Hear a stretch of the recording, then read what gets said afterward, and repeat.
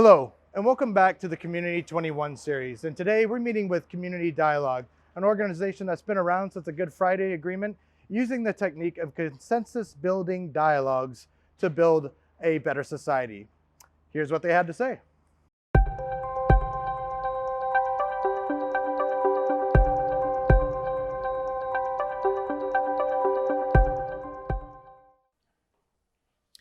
Jim, David, thanks for being with us here today. And I just wanted to see if you want to start out, do a brief introduction about yourselves, your roles and your organization. Good afternoon, Mike. I'm David Holloway. I'm the Director of Community Dialogue and one of the founder members of Community Dialogue as well. Hi Mike, I'm Jim O'Neill. I'm the Program Manager for Community Dialogue and I've been in the organisation 12 years. And do you want to tell us a little bit about what Community Dialogue is and some of the work you've done? Community Dialogue is an organisation that promotes dialogue as a way of engaging divided, polarised, marginalised, alienated people in having difficult conversations about issues that prevent progress towards the sort of future that they would aspire to. We were formed in 1994 as a result of the paramilitary ceasefires. We were an initiative that aimed to use dialogue to empower the citizens of Northern Ireland to reach agreement on the critical issues affecting their future at a time when our political representatives were just starting to negotiate that future on our behalf behind closed doors. And our position was the need to create a ladder of communication so that whatever agreement was reached was one that ordinary citizens fed into, because our future is much more important. Can't be left solely in the hands of our political representatives. Excellent. And Jim, do you want to talk a little bit about some specific projects and dialogues you've facilitated over this time? Yeah, sure. We've been doing a whole range of different dialogues over the years with a whole wide range of groups and organisations, individuals, all over Northern Ireland, whether it be women's groups, men's groups, whether it be people from different communities, backgrounds, people from different ages, people who have different sexual orientation. It's a whole range of different groups that we would work with, and a whole range of various topics that we would address, whether it be in relation to people's own experiences of living here in this society, living with difference, living with a whole sort of gamut of issues that affect themselves, their lives, their communities, their families. So it's sometimes there's a blank sheet where people want to talk about what the issues are important to them at the time, or we would bring in a particular topic and that people want to address. So, but we're open for any type of discussion that people wish to address. And what are the purposes of these dialogues? What are you trying to accomplish in them? The bottom line is getting people into a room together who do not see eye to eye on stuff and feel uncomfortable discussing that with people who have different positions. And our intention and the purpose of the dialogue-based methodology is to show people that they can reach agreement on issues that divide them with people they don't see eye to eye with. And I have to tell you that if you are new to dialogue and you're new to that sort of experience, it is transformative to be in that process. Excellent. And I imagine you've had to adapt over to the pandemic. Have these dialogues continued online? How's your work been impacted? That's been an interesting challenge, certainly. When we first started, when the pandemic broke out in the first place, we never heard of Zoom. Didn't know what it involved. And it was a real learning curve for us to get to know that technology. And for people who we were engaged with also, it was a difficult situation. But we managed to cope with it. It's had its ups and downs. Obviously, there's nothing like having people in the room, having that physical contact, and being able to read body language and engage in that way with people that people can feel they're listened to. But the other advantage, I suppose, maybe the advantage of Zoom is that you're getting people you wouldn't normally get before in a room who physically wouldn't be able to travel to a particular venue to come together. So it has its ups and downs, its pros and cons, really. And what are some of the current projects you have going? In particular, I think you're working on a civic innovation project. Is that correct? Yes. I guess we're looking at Northern Ireland as a whole, looking at the indisputable fact that there is an unacceptably high percentage of people in our society who perceive themselves to be marginalised, alienated, voiceless and disempowered, largely as a result of the systems and structures which manage how we live together or indeed live separately side by side. Our Civic Innovation Programme is an initiative that is designed to engage marginalised people who feel they have no power, no voice, no opportunity to influence. It's a process to enable them to build their capacity to reach agreement on the issues that are important to them, and then take a step up and to engage the systems and structures that make decisions and to get their voices heard. So we're building their skills, enabling them to reach agreement, and then providing pathways for them to have their voices heard. And at the same time, we are also actively developing an alternative, participative, democratic process that enables people to take these decisions on their own behalf. Excellent. And through programs like the Civic Innovation Program and your other projects you have going, what are your aims as we come out of this lockdown and maybe over the next decade? What's needed to make Northern Ireland a better place? Giving people a voice, enabling people to have their voices heard, enabling people to be able to make decisions that affect them and their communities, and know those decisions are informed decisions, and basically having the power within their own communities in their own hands is what's important. That's the way to go forward. Marginalisation is a huge issue in this society, and it's something that needs to be addressed, and it can't be done alone by politicians. It needs to be done by everyone. Could I throw in an addition to that? For me, the key is an agreed, shared, unified vision of our future that is held by us, we, the citizens, in all of our diversity, whether we be nationalist, loyalist, unionist, Republican, Protestant, Catholic, male, female, ethnic minority, young or old, an agreed shared vision of that place in which you and I and Jim and all of us in our diversity feel that we belong equally, have equal access to resources and opportunities, and that we all feel that we own this place despite our diversity. And the thing that we are saying as Community Dialogue and through this Civic Innovation Project is ordinary citizens self-evidently have the capacity to envision and agree that future. And that's what we're working towards. Excellent. And just to end, what's your message for the community at this time? Keep on talking, keep on engaging with each other, ensure that people have that opportunity to not only talk but listen and respect what everybody's saying and go forward together. Neil and Aisling, thanks for being with us here today. And I just want to see if you wanted to start out and just do a brief introduction of yourselves, your roles within your organizations, but also as part of the Civic Innovation Program. Hello. So I'm Aisling Bishop, and I work with Community Dialogue, which you will have already heard a bit about. And specifically, I work on the political education, conflict management, and consensus building elements of the workshops as part of the Civic Innovation Program that you've already heard a bit about.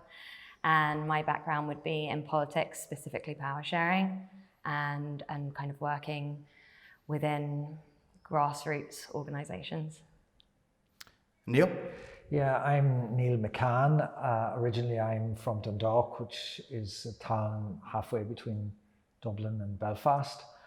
And the organisation that I'm involved with, and I'm the chair of, is called Dialogue Forum.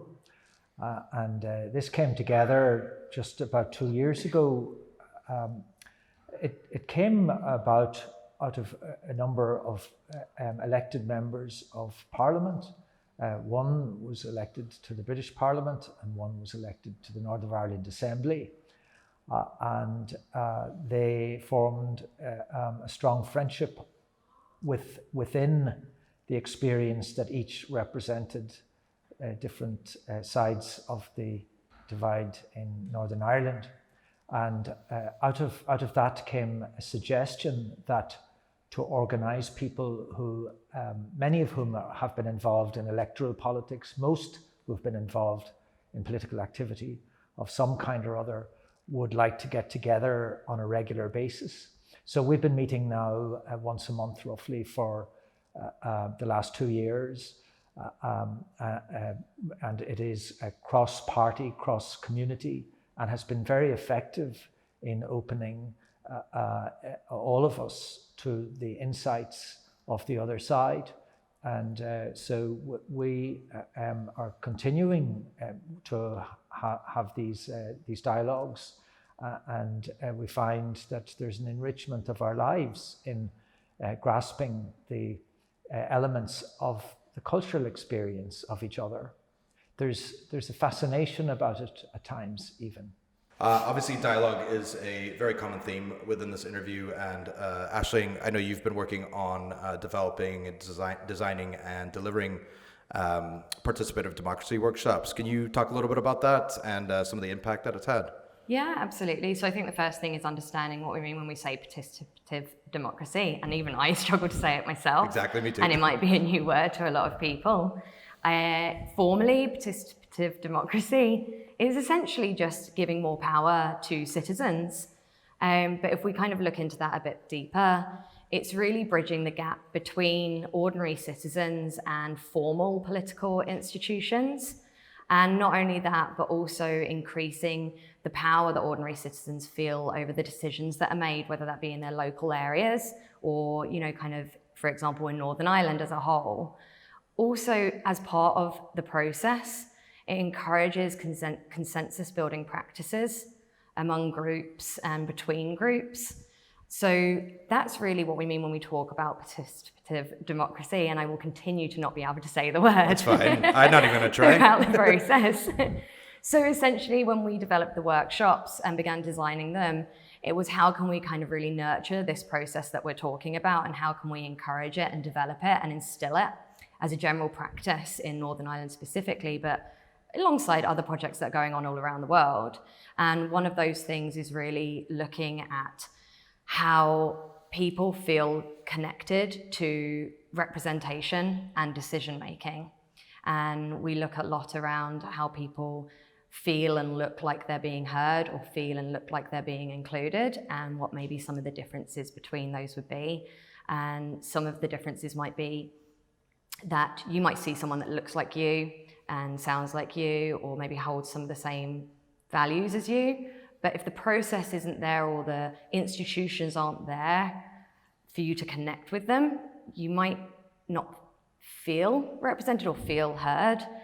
So we really are bringing together the practices of dialogue that you've already heard about and matching them now in a relationship with education and capacity building that will really work to empower ordinary citizens to access these formal institutions, but also create new processes to participate in decision making and feel like they can be heard and look like they can be heard again in their local areas and further afield. So I think really the main tenet of the workshops that we're continuing to develop with various different groups is how do we first nurture that relationship between dialogue and education, and then also how do we translate that into practical, pragmatic processes in society. And do you see in these dialogues, is there a big value in working in partnership, whether that's with other community organizations? And do you think that's actually been something that's maybe helped you through the COVID period in working with other organizations and working with Neil that that would be of benefit to groups you work with? Yeah, absolutely. I don't think that you can do anything alone. There's the old saying, strength in numbers. I think especially at the grassroots and especially among the kind of community and voluntary sector, even that having that connectiveness and that network between all of the work we're doing, which ultimately contributes to the same goal, which is that everyone feels like they belong. So we can't really do that on our own.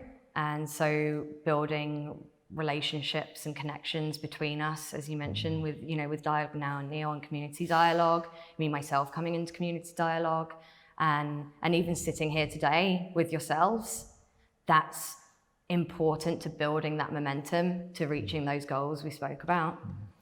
Neil, how have you been impacted by COVID, both as part of the Civic Innovation Program, but also just your work overall?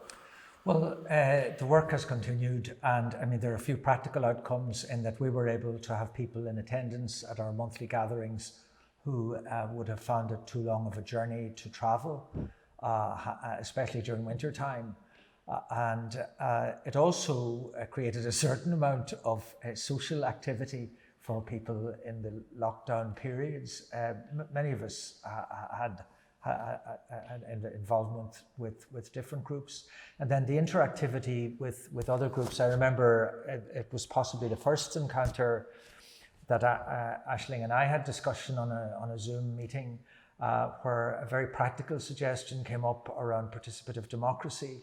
And that had to do with the question as to who writes the manifestos.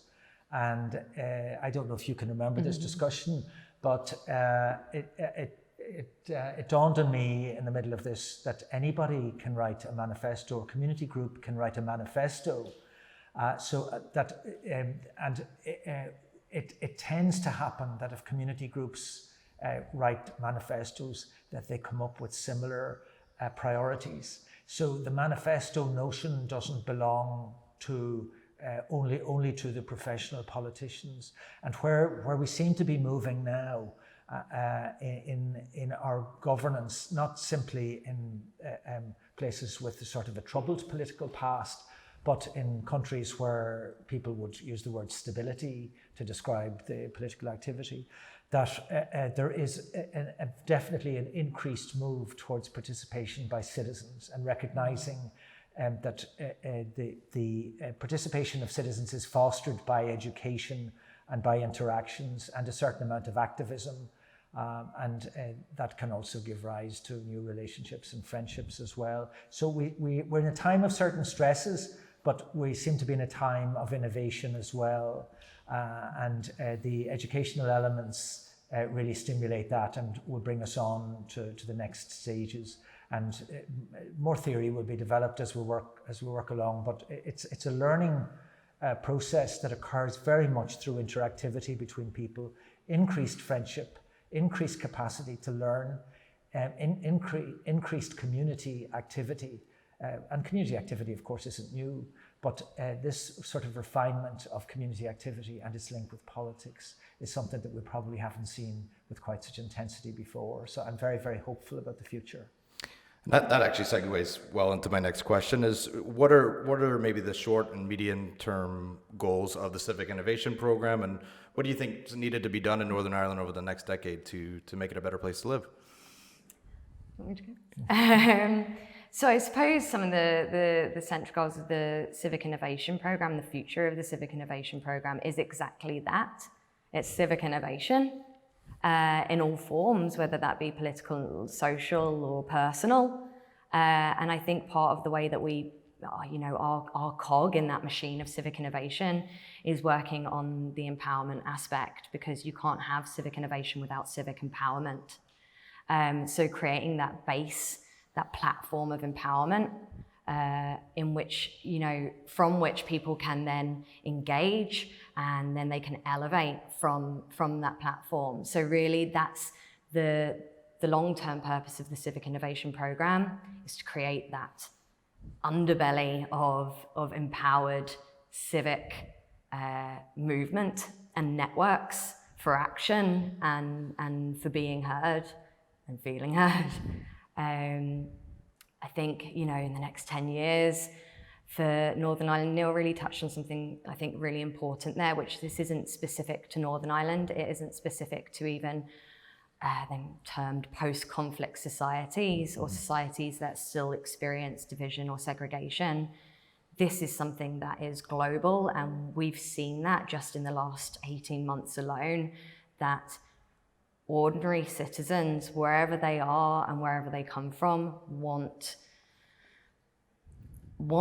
to have a place in saying what happens to their society, to where they live, for the better. Want to have a role in progress. And so Northern Ireland needs to, I suppose, join everywhere else in looking at these ways to innovate that will achieve that will give the people what they're hungry for. So I suppose welcoming these new ideas, these new ways of doing things, and not being scared to delve into the difficult questions, not being fearful of the unknown, but really, jumping into it is maybe what needs to happen. Neil, did you want to add to that as well? Yeah, and one of the methods that's coming from our group to facilitate this is the sharing of culture. So in August we will have another cultural evening, which we had a very successful one last year, and in the Zoom time or the virus time, that also became an outlet for people in social terms. But we've noticed that the capacity to engage culturally can be global now because we have global communication. And so we're pushing out the edges of that to draw in not just the interest in the different cultures, for example, that we experience in Northern Ireland, which has its own healing dynamic here, but to bring in through that the influence and enjoyment of cultures from all parts of the world.